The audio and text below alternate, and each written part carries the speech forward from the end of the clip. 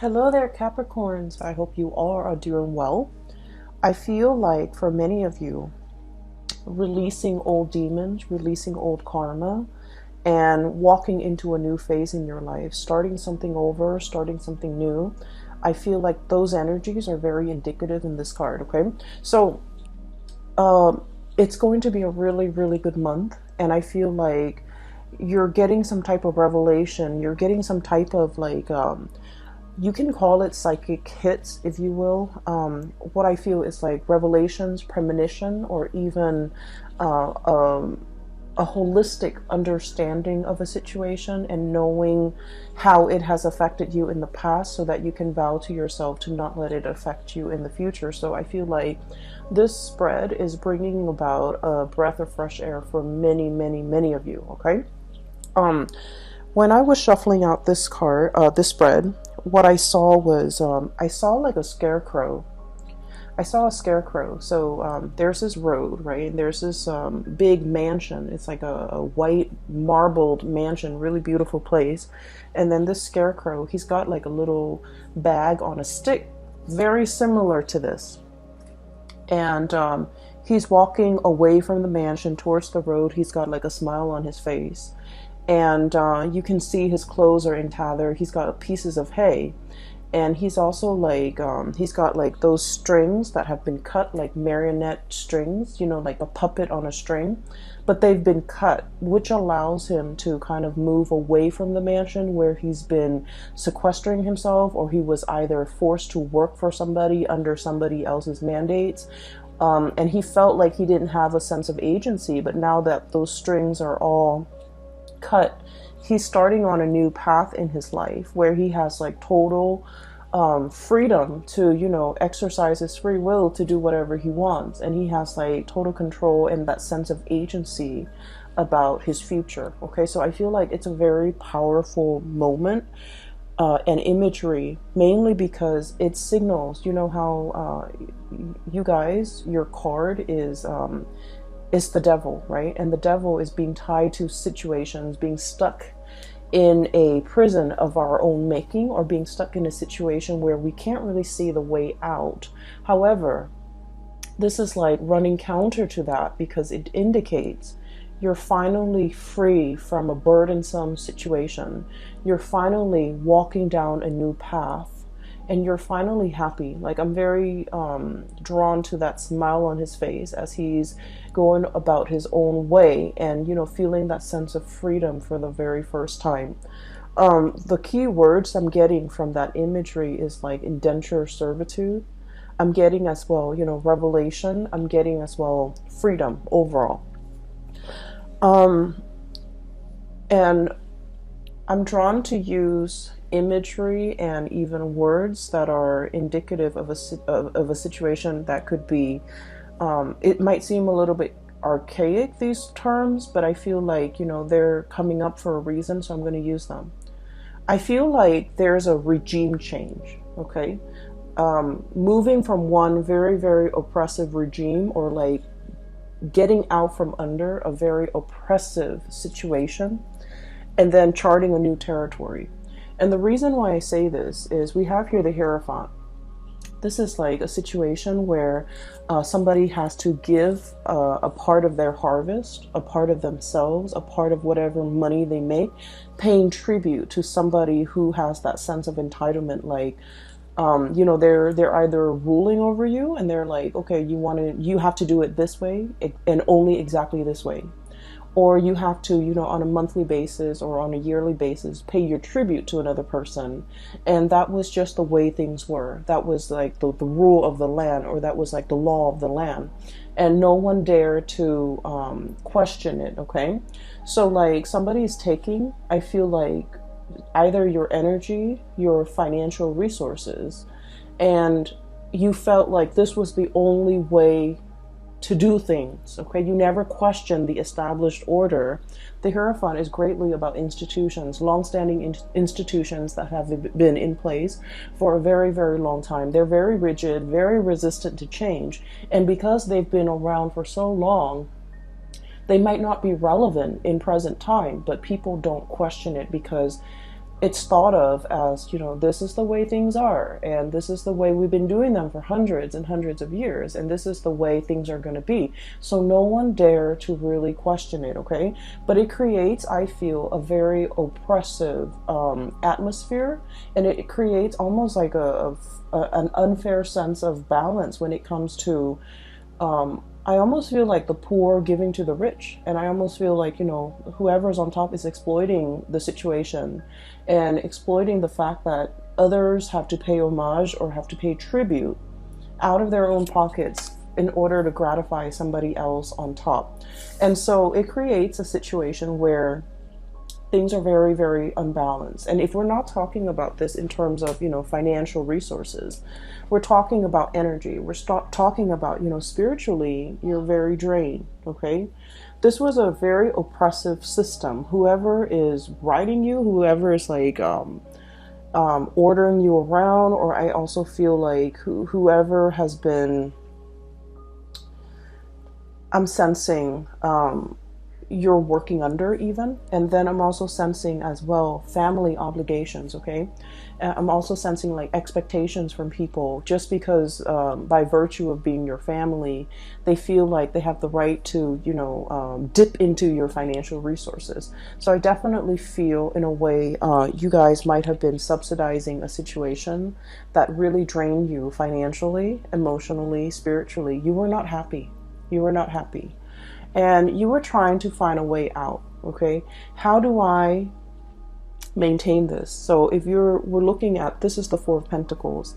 If we're looking at it in the traditional Rider-Waite deck, it's the guy holding the pentacles, one on his head, two on the floor, and then two on his hands, right? He's grasping and trying to protect everything that is his. And he's looking at this mountain and he's like, I want to get on top of that mountain, but at the same time, I want to carry all of these resources with me. I want to carry all of these things that matter to me with me. How do I do that without, you know, how do I successfully do that? Because if you look at all that overgrowth, right, and if you're trekking through the forest trying to get to the mountaintop, you're going to need your hands and your feet to be free so that you can pull yourself up if you happen to fall, so that you can grasp at branches and trees to kind of like help you hoist yourself up to the top of the mountain. And you're not able to do that because you're holding on to earthly things. And I feel like this is a situation you've been pondering for quite some time. You know, I want to get on top of the mountain, and what is really holding me back? What is really preventing me from making that move? What is really, you know, stopping me from taking that first step? So you've been thinking about this for a long while, trying to trek to the mountain, but you're not really making any strides. And I feel like what's preventing you, or what's really hindering your path, was this. This is the Nine of Swords, okay? This is sleepless nights. Getting nightmares, overthinking, overanalyzing situations. But I also think of this card as like constantly thinking about worst case scenario, dwelling on the negatives, and you know the negative thought patterns. A lot of the times they turn into self-fulfilling prophecy. Okay, so it's sort of like you're in your head thinking about, how do I successfully get on top of that mountain? And rather than thinking about and focusing on logically, step one, I need to do this. Step two, I need to do that. Step three, I need to, you know, formulate some type of plan.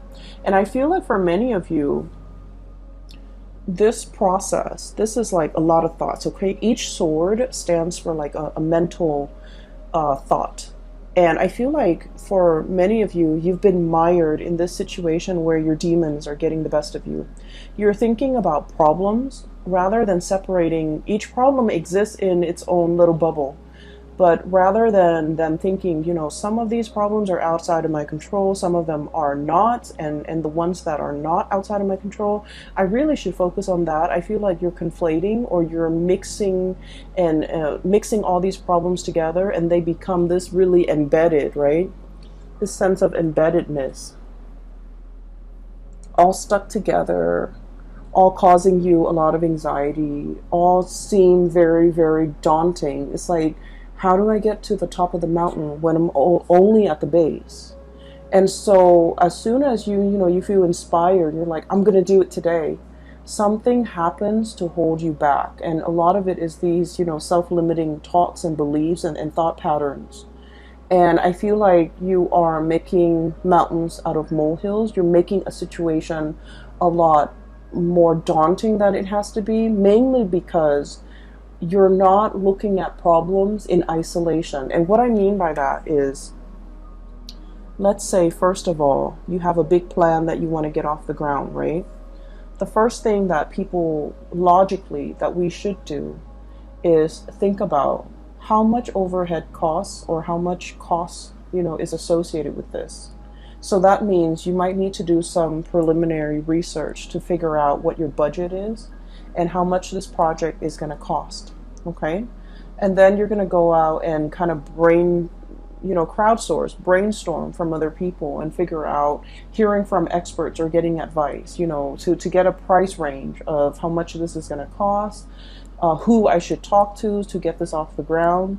So each of those steps need to exist in isolation. And I feel like you're jumping the gun.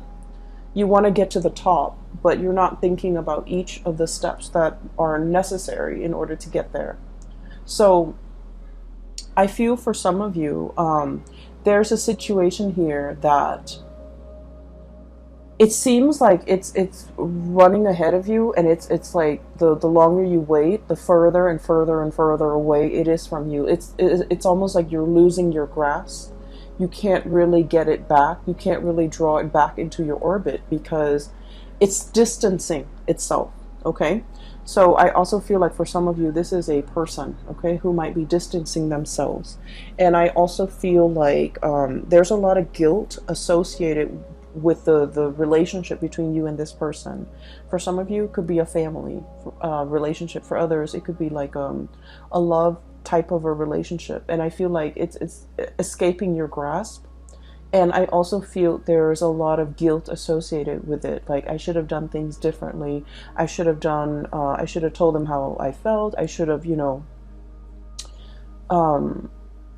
I should have given them the time of day, or I should have, done things just differently. I should have invested more time, more emotions into that. I should have let them know how I feel. I should have been upfront and honest with them. And I feel like, they're escaping your orbit. Okay. So I definitely feel like there's some guilt associated with it. Going back to your main storyline, what I do sense here is there is a huge, this is like impetus, this is drive, ambition. Okay, we have here the King of Wands, and this usually indicates somebody who's like in charge of their domain. He's scanning the horizon, looking out at the abundance that he has created for not only his empire, for himself, but for all the people that he rules. Okay, this is someone who's very, very responsible.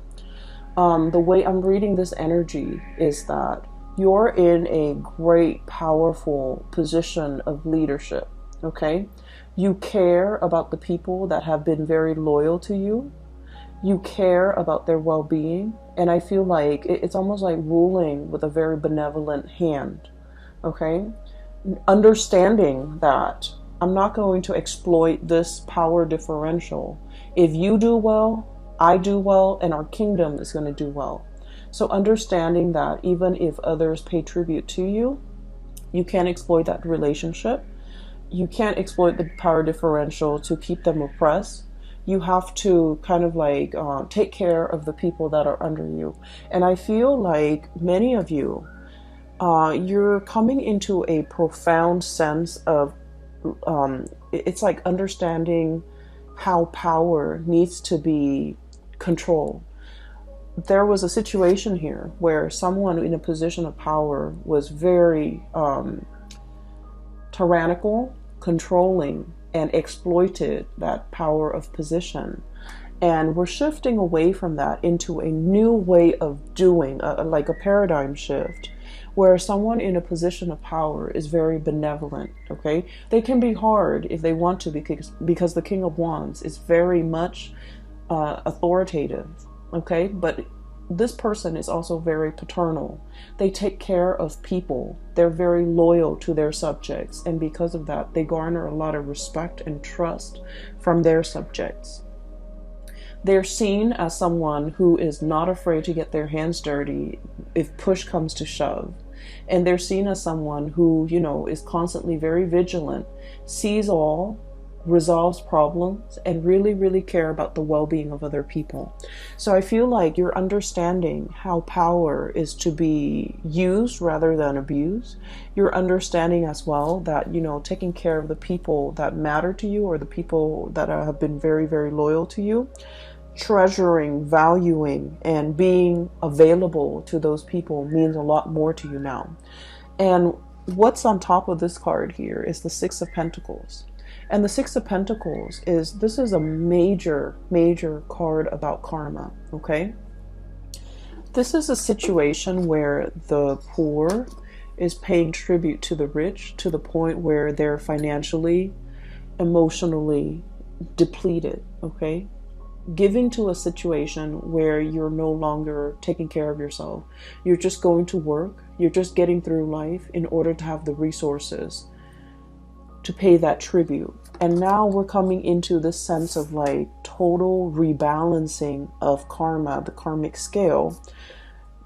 Things being done the right way, okay? This is like giving back to the community, giving back to others, giving to others who are less fortunate. And this is also, it comes with a paradigm shift where we're understanding the importance and the necessity of, being a benevolent ruler.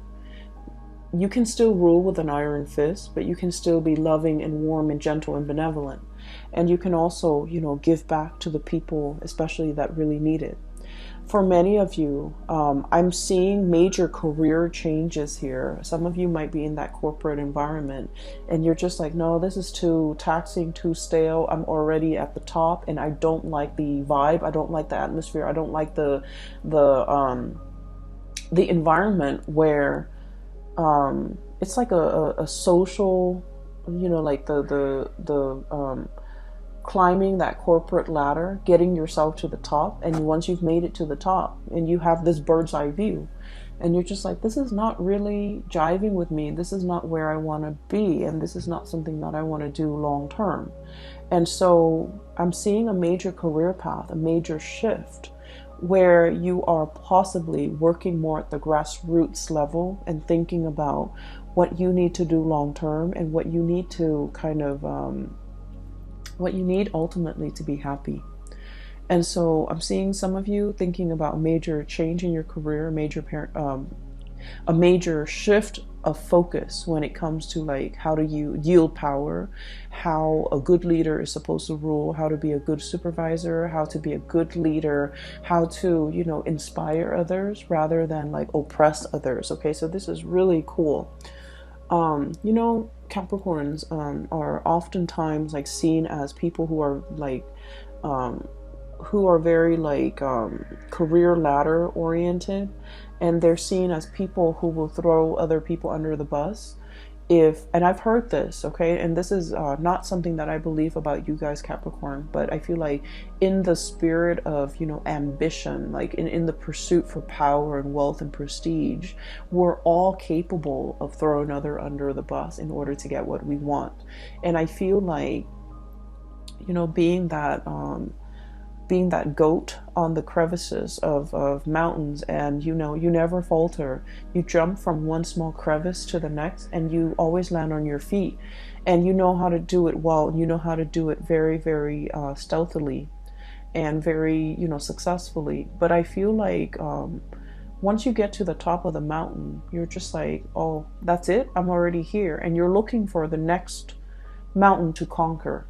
And I feel like there needs to be a little bit of a paradigm shift regarding, what is the ultimate end goal? Is it just to prove to myself that I can conquer mountain after mountain? Or is it, or should there be more of a humanitarian slant to the work that I'm doing? Trying to help others, trying to, once you're on top of that mountain, I feel like you're in the best position to tell other people what the view from that mountain looks like, okay? And you're able to tell others, I've been there and here's what I learned. And here is how you can, get there because I've been there. And here are the things that you should avoid. And I know this because I'm speaking from personal experience. So I feel like you have a wealth of experience and knowledge because you have already been there and done that. But for some reason in the past, you might not have shared this technique with other people. So we're moving into this month where you are becoming a lot more generous, where you are sharing your hard-earned lessons. You're sharing it with other people to save them from having to do the legwork, to save them from having to reinvent the wheel. And I feel like in the past you might have shared it, but in a very Capricornian, like a man of few words type of way. You should do it like this. But I feel like you have to soften that approach a little bit and tell others, hey, I'm telling you to do this because I've done it, okay? I've been there. I've done everything that you have done and it didn't really work out. And here are the reasons why. And I've done it this other way and it worked out in half the time. And so framing it like that to allow others to understand that you're not just speaking from, you're not just talking to talk. You're talking with skills and expertise and years of experience backing up everything that you say.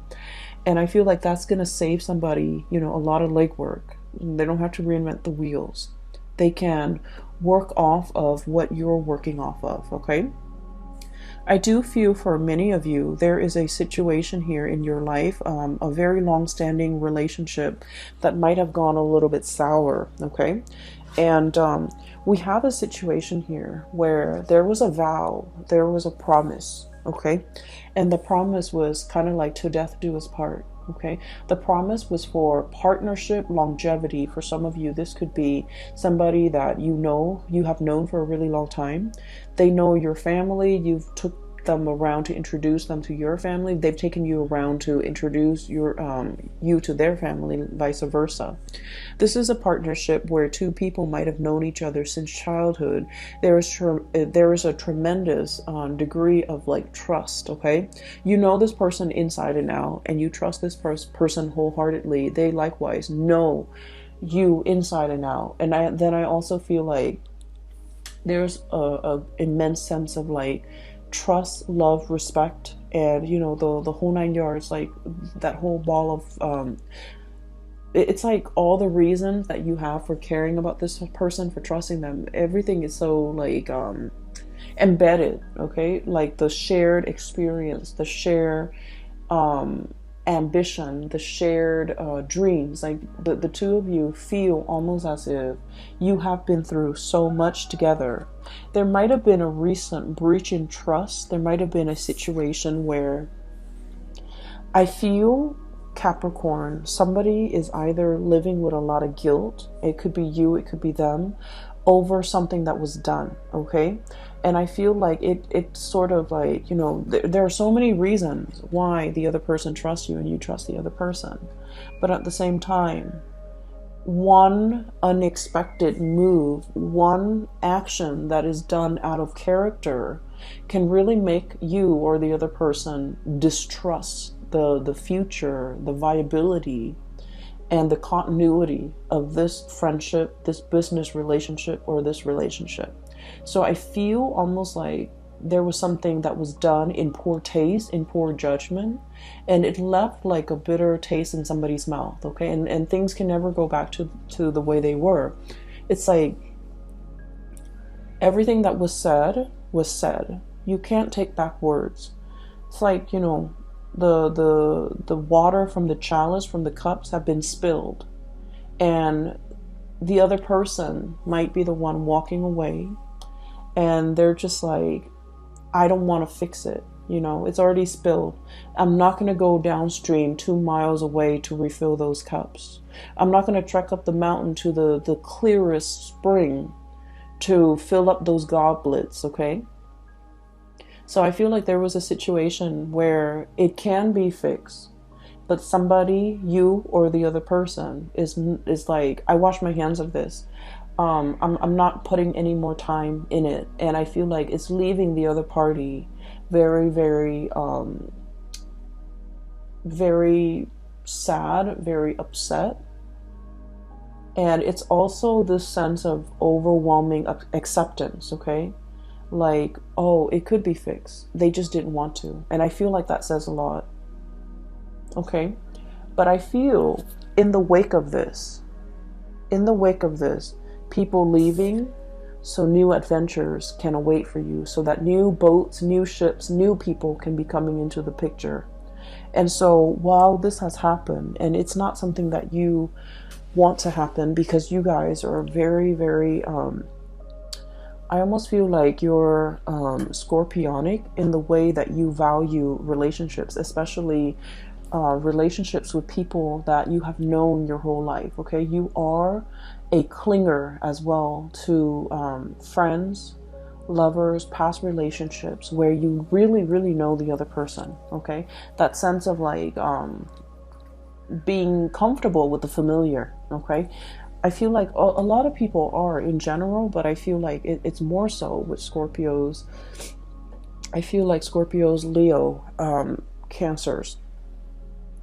And then I'm seeing that here with you guys. And what that denotes to me is out with the old, in with the new. And I feel like I feel like there's a situation here where you kind of have to reassess. You know, just because it's familiar doesn't mean it's best for me, okay? Because there are whole lands to conquer. There are whole territories and new areas that I can, you know, explore. And so wanting to, I feel like, lay the past to rest and just starting your life over, I feel like that's going to be tremendously it's going to bring a lot more prosperity for you. So you end up with the two best cards in the deck, okay? We have the Fool. And the Fool, this is the imagery that came up earlier, and it basically denotes, you know, no longer being tied to something, no longer being bound in a situation that's not good for us, and embarking on a new journey towards something new. And I feel for many of you, I'm seeing that white marbled mansion, and the marionette or the scarecrow is walking away from it. So I feel like there was a situation where it was comfortable, it was cushy, it might have even been safe, you know, a marbled house. People can shoot, people can throw stones, but you're locked inside that marbled mansion, and there's enough space to roam. But the marble mansion can also be like an imagery of like that ivory tower, somebody who like learns things in a very intellectual way, but they were never given an opportunity to really put theory into practice. And I feel like you're finally breaking free from that ivory tower or that ivory marble mansion. You're no longer living in that sense of like comfort and familiarity. You are exploring, branching out, putting out fires. I feel, you know, there's that volcano in the background. So it denotes to me like being in a situation where you are putting out fires. You're onto more exciting things, and you're taking everything that you have learned from the past. And I feel you're in a position where you're teaching people. You're telling people, here's what I did. It happened to me once. Here's what I did and how I got out of it. And I also feel drawing from past experiences, rewarding those who have been very, very loyal to you, and being available for people that are available to you, that make time for you, that have been really good to you. And then I'm sensing as well, you know, I'm getting a lot of ancestral karma coming through, okay? And I feel like, you know, spiritual guidance, especially from grandparents that have passed on. I feel like there might have been a situation here where it's almost like being in a house, like being in an environment where, you know, your grandparents lived in this small town, right? And this is just an example, but I'm feeling it very strongly. Grandparents lived in this small town, gave birth to mom and dad. Mom and dad met and also stayed in that small town. you were born, you also stayed in that small town, and then you start to sense this. You feel this overwhelming sense of like, there isn't enough here for me. I'm a big fish in a small sea. I need to develop to the best of my capabilities, and there isn't enough here for me. And then I'm also sensing as well, if you're in that situation, you're in a very good place, because now you have new energy, exploration, okay? Doing something different, not knowing the destination, but knowing that I'm leaving the past behind because it's not enough for me, okay? And then I'm also sensing for some of you, being in a situation where you've had to help out parents, okay? It's almost like ancestral karma, right? And here's what I'm sensing. Oh, Capricorns. So here's what I'm sensing. It's like mom and dad might not have made the best choices. We all make choices based on what we're given, based on our environment, based on our education level, based on our own sense of awareness. So this is not to knock the decisions other people make. But I also feel like, they might have been in a situation where it was survival, okay? So they did the minimum, the bare, like taking care of the bare necessities. And so growing up, you felt like you lacked that guidance, you lacked that mentorship, you lacked that, you lacked somebody holding your hand and telling you, hey, don't do that, you should do this instead, because this is going to get you where you need to be, okay? And I'm seeing, people like, whose parents were, for example, college educated, they can walk their children through the college process. So for example, you have to take the ACT, you have to take the SATs, you have to do that by your junior year, so that by your senior year, you have to load up on all these college prep classes, so that colleges will look more favorably upon you, and you have to do extracurricular activities. You should also enroll in, extracurricular activities outside of class. So like that guidance, I feel like some of you guys didn't have that. And by the sweat of your brows, the calluses on your fingers, you've had to go about it on your own. You didn't have the guidance. You didn't have the hand holding. And so you were in survival mode. You fought your way, and you've had to do it on your own. And I feel like along the way, it's made you really strong, but I feel it might have made you a little bit callous, okay? Kind of like, oh, well, I did this, so everyone needs to be able to do it too, right? And so I'm sensing here, there's a sense of like a paradigm shift, okay? The people that have the privilege, either through parents, through proper guidance, or through the sweat of their brows, whoever makes it up first to the top of the mountain is obligated, no matter how they got there. Whoever makes it there first is obligated to give advice, give guidance to others. Here's how you do it, and here's what I did, and here's what I did that worked, here's what I did that failed, okay? So I feel like it doesn't matter how you got there. Whoever gets there first needs to kind of like pay it forward by giving other people, the lay of the land, pretty much telling people what they should do. So I'm sensing here a big spiritual karmic energy. It could be ancestral karma that needs to be broken. It could also be, a paradigm shift where we're not doing what we did before. We're opting for a new path, a new way of doing. Because what we did before, it worked for us, but it also made us a little bit calloused. And we don't want that, okay?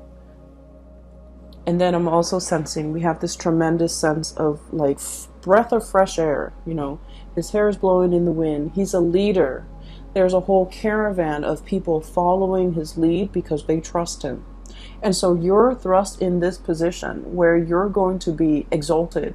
You're in a position where people trust you. They value your, and he's leading them. He's leading the whole, Oregon Trail, whatever you call it. He's leading the whole exodus into this new land, right?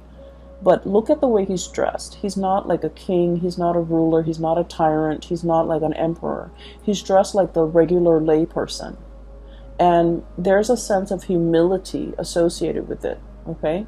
It's like being one with the people in order for them to accept you. And you know, this is not about proving anything to anybody. This is just like living a very, very humble life, knowing your roots, knowing where you come from, knowing the struggles of other people so that you can adequately lead them in the right direction. So I feel like there's a shepherd energy about you guys for this month of October. And I feel that you are going to be tremendously successful for many of you who are changing a career path, who are going in a different direction. I feel for many of you, there was a situation where I feel like there's like social or family expectations. They wanted you to do something and that's not your thing. You're turning your back and you're walking your own path and you're going to be amazingly happy. And then I'm also sensing as well, you know, there definitely is a relationship here that needs to be kind of like laid to rest. Okay, too much has been said. And I definitely feel maybe it's the other party. I don't want to work on this anymore. I'm not going to go, you know, downstream to fetch the water to fill those cups. Okay, or I'm not going to go up the mountain to that crystal spring to fill the chalices. I'm just not going to do that. And so everyone has their own free will, and we can't really, you know, infringe upon other people's free will. If that's their decision, if they've already made it clear, I feel like you have to kind of like live in the moment and just realize that in the past they made these promises, but now they're reneging on the promises, and you just have to kind of like accept it at face value. That's what I'm sensing here for you. Okay, so Capricorns, I'm so glad to get in touch with you again, and I hope you guys are doing well. The Saturn experience, you are in the thick of it, and I feel like a lot of it has to do with releasing. Okay, so Saturn is a karmic teacher.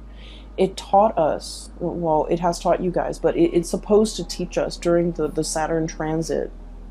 It's supposed to teach us areas that we need to grow in, areas that we need to mature in. And it's also like a situation where responsibilities seem like they're piling on top of you, right?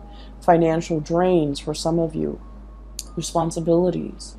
And we have to be strategic about who we give our time and resources and energies to, because ultimately Saturn teaches us that it teaches us our limitations. It teaches us that we are only humans. It teaches us that, you know, no matter what position we're in, we're made of flesh and blood. We can't stretch ourselves too thin. We can't pretend like we're God. We have to, you know, get back to our roots, get back to ourselves, and operate from that space of humility, okay? Because it restricts, right? It breaks us down to our pure human essence to realize that, you know, I might have the fancy car and the marble mansion, but deep down I'm still human. If I drive that car too fast and I crash into a tree, I'm going to die, right? And then it also teaches us too that, you know, I might have like $5 in the bank and I might have like, you know, a decrepit home, but deep down I'm human. I still have my dignity, so I'm going to walk with my head up high. So it breaks down these false